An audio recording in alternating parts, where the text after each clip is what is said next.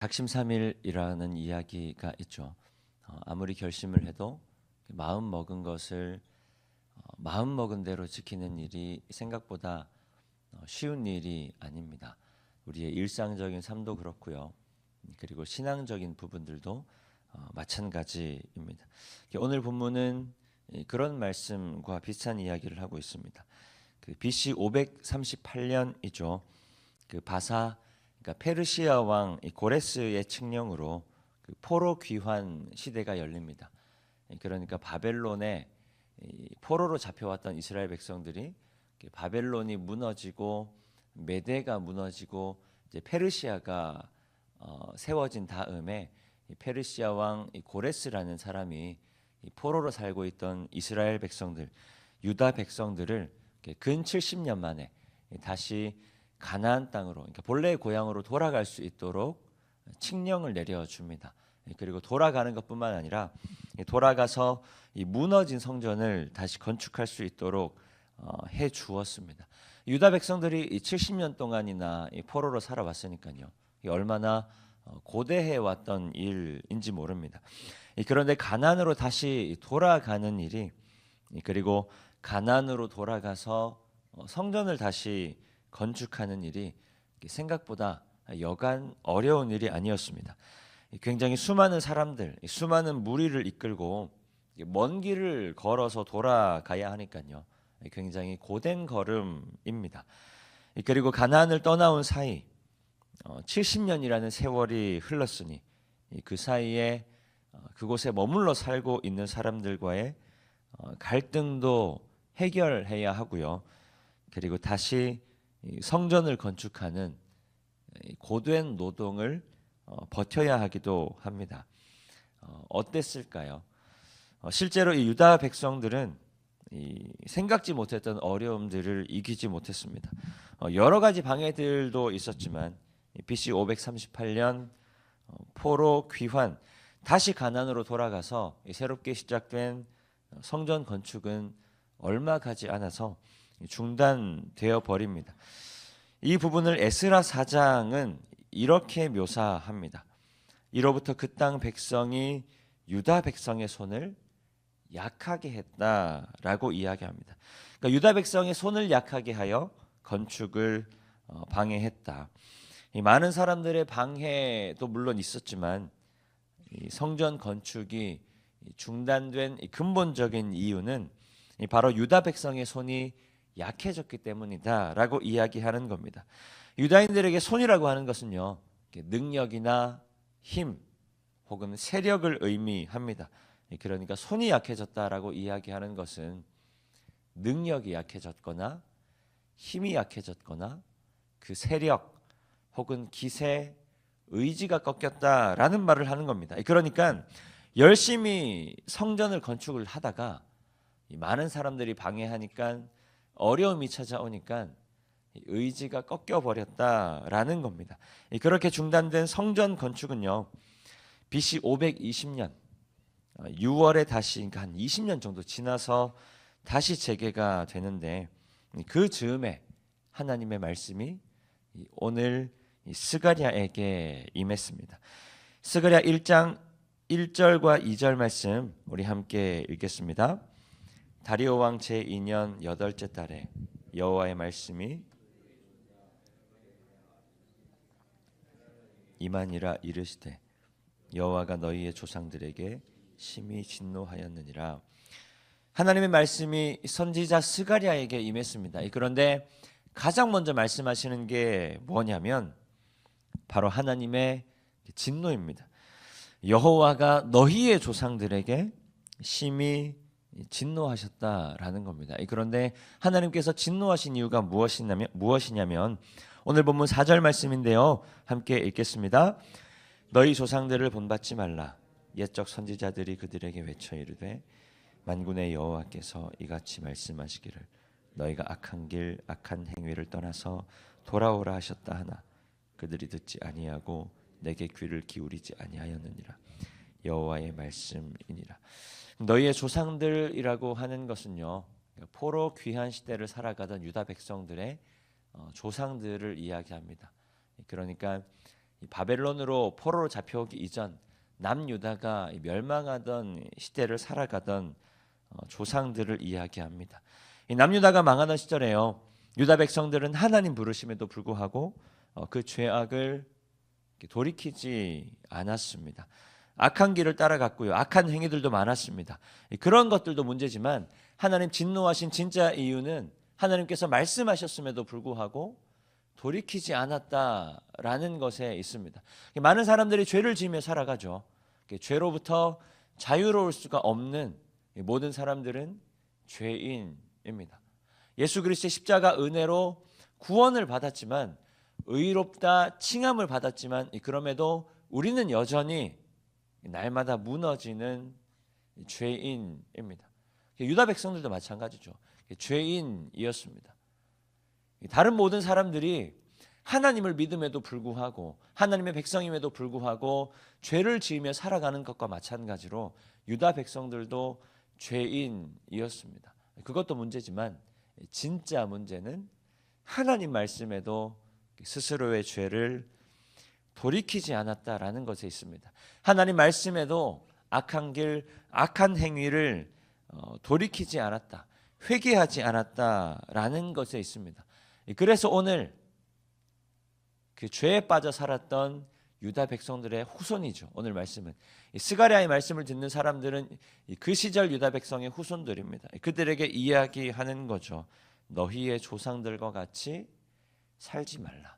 너희의 조상들을 따라 행하지 말라 이야기하는 겁니다. 왜 이런 말씀을 하시냐면, 가나안으로 다시 돌아온 이 후손들, 가나안으로 다시 돌아온 백성들도 지금의 달콤함에 빠져 살아가고 있기 때문입니다. 지금 누리고 있는 것들의 유혹이 너무 크기 때문입니다.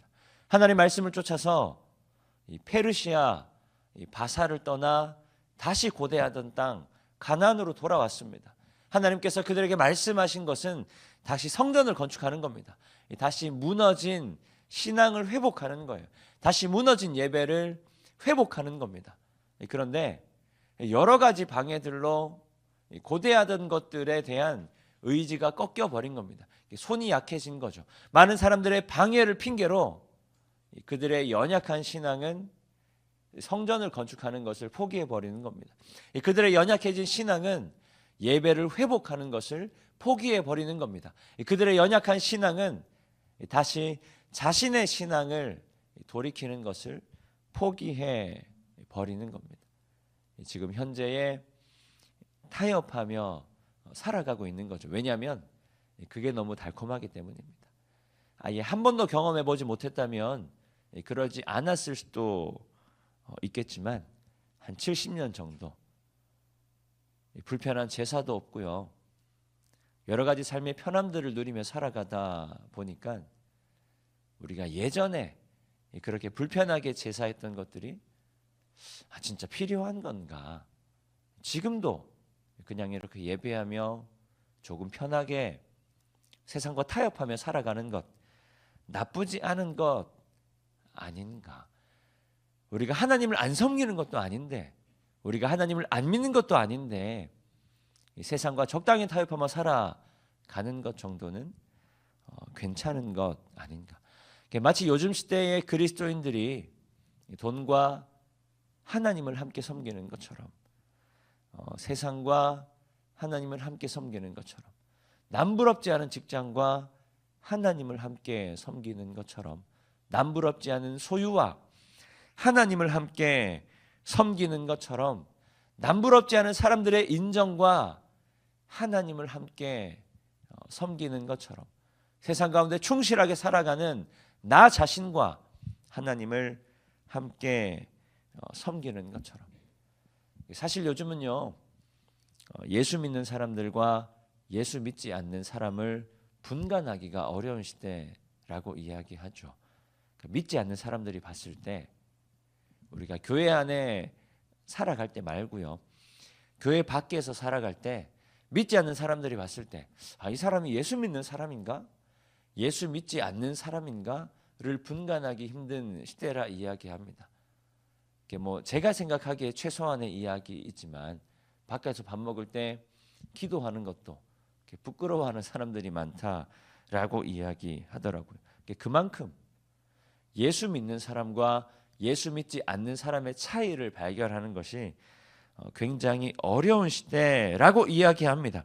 예수를 믿으면 예수님 말씀대로 살아야 하는데 오히려 세상 사람들과 별로 다르지 않는, 아니 어쩌면 세상 사람들보다 더 인색한, 더 완악한 삶을 살아가는 것은 아닌가.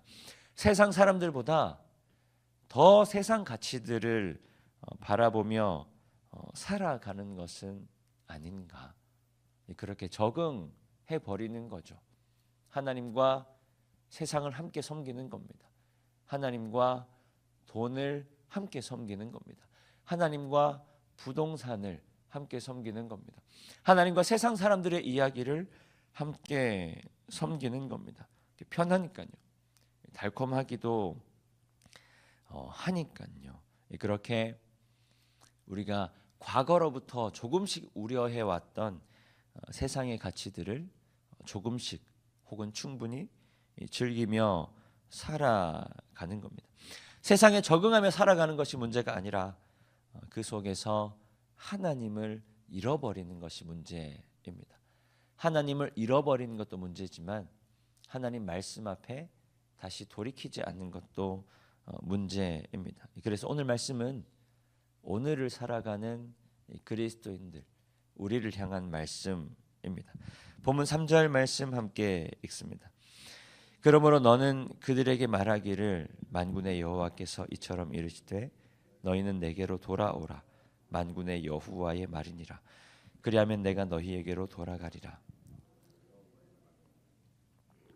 오늘을 살아가는 그리스도인 우리는 하나님께로 돌이켜야 합니다. 내가 지금 얼마나 신실한 사람인가, 내가 또 얼마만큼 열심히 하고 있는가, 열심히 살고 있는가, 이런 게 중요한 게 아니라 우리의 삶의 방향을 하나님께로 향해야 합니다. 하나님과 세상을 함께 섬길 것이 아니라 세상의 여러 헛된 신들을 벗어나 하나님께로 돌아가야 합니다. 세상의 가치들을 지금 당장 싸그리 버려야 한다는 것이 아니라 그게 무엇이든 하나님 앞에서, 그게 무엇이든 하나님 말씀 앞에서, 하나님의 뜻 앞에서 포기할 준비가 되어 있어야 합니다. 그렇게 회개함을 통해서 하나님께로 우리의 시선을 돌이키고 하나님께로 나아갈 때 그때 비로소 하나님 우리와 동행하시고 우리 삶에 신실하게 역사하시는 하나님을 마주하게 될 것이라 스가랴 선지자는 우리에게 말씀하고 있습니다. 스가랴 선지자를 통해서 말씀하신 그 믿음으로 오늘 허락하신 말씀 앞에 회개함을 통해서 하나님께 나아가는, 하나님께로 돌이키는 모든 성도님들 되시기를 축복합니다. 오늘 허락하신 하루의 삶 가운데 우리가 세상을 바라보며 살아갈 것이 아니라 우리의 삶 가운데 신실하게 일하고 계시는, 우리 눈에 보이지는 않지만 시시때때로 우리의 모든 삶의 순간 속에서 우리와 동행하시는 하나님께로 돌이키는 모든 성도님들 되시기를 축복합니다. 마지막으로 로마서 12장 1절과 2절 말씀 제가 메시지 성경으로 한번 읽어드리겠습니다. 그러므로 나는 이제 여러분들이 이렇게 살기를 바랍니다. 하나님께서 여러분을 도우실 것입니다. 여러분의 매일의 삶, 일상의 삶, 자고 먹고 일하고 노는 모든 삶을 하나님께 헌물로 드리십시오. 하나님께서 여러분을 위해 하시는 일을 받아들이는 것이 바로 여러분이 그분을 위해 할 수 있는 최선의 일입니다. 문화에 너무 잘 순응하여 아무 생각 없이 동화되어 버리는 일이 없도록 하십시오. 여러분을 둘러싸고 있는 문화는 늘 여러분을 미숙한 수준으로 끌어낮추려 하지만 하나님께서는 언제나 여러분에게서 최선의 것을 이끌어내시고 여러분 안에 멋진 성숙을 길러 주십니다. 오늘 주신 말씀 기억하며 함께 기도하겠습니다.